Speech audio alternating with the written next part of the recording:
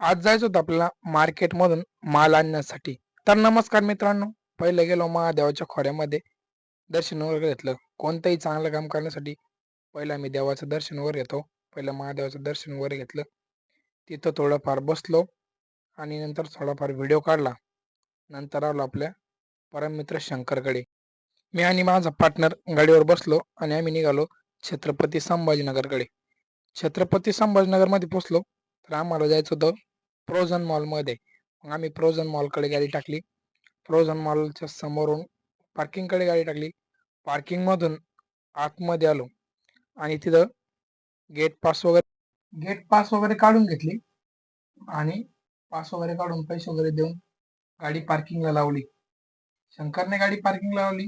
मी उतरलो, बॅग वगैरे घेतली आणि मग आम्ही निघालो प्रोझन मॉलमध्ये.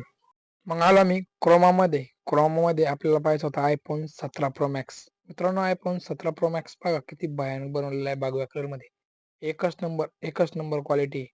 iPhone 17 Pro पाहून मग आम्ही आलो लहान मुलाचे ते गेम नाही खेळत का, त्या गेमच्या ठिकाणी. मग तिथं मॉलमध्ये गेम वगैरे बघितले, थोडे गेम वगैरे खेळले. गेम वगैरे खेळून तिथले सगळे आसपासचा सगळा परिसर फिरला, सगळे गेम वगैरे पाहिले, कोणता कोणता गेम आहे, काय काय सगळं पाहून घेतलं. आणि नंतर आलो आम्ही बाहेर.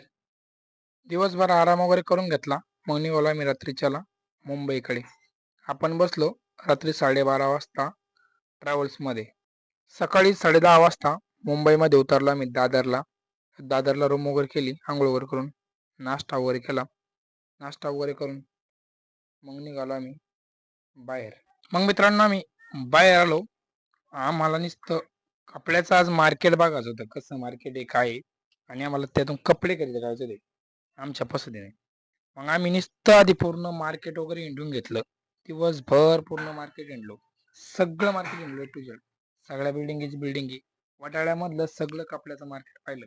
पण आम्हाला त्यात काय घ्या म्हणून काय समजत नव्हतं, कारण आम्ही होतो क्षेत्रात नवीन, आम्हाला काहीच कळत नव्हतं मित्रांनो काय म्हणून.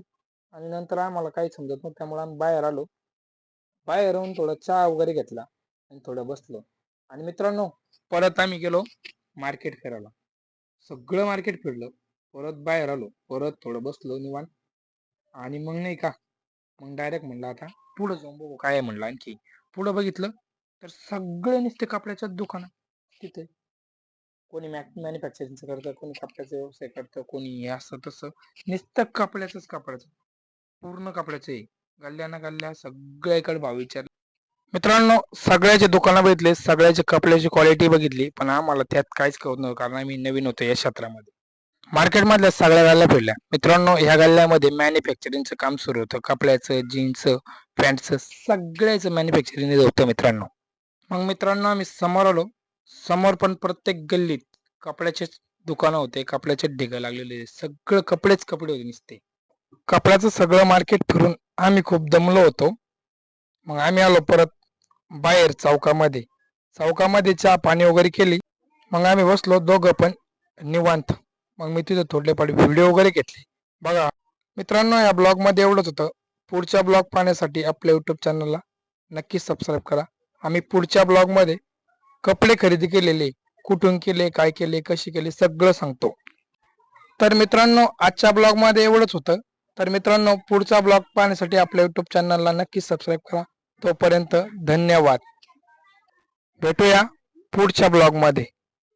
जय शिवराय.